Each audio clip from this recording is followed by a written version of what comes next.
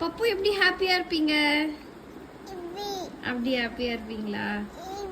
அப்படி இருப்பீங்களா? அப்புறம் பப்பு எப்படி சேடா இருப்பீங்க? அப்படிதான் சேடா இருப்பீங்களா? பிரத்யூஷ் எப்படி சர்ப்ரைஸ் ஆவீங்க? அப்படி ஆவீங்களா? பப்பு எப்படி ஷாக் ஆவீங்க? பப்பு எப்படி ஷையா ஃபீல் பண்ணுவீங்க?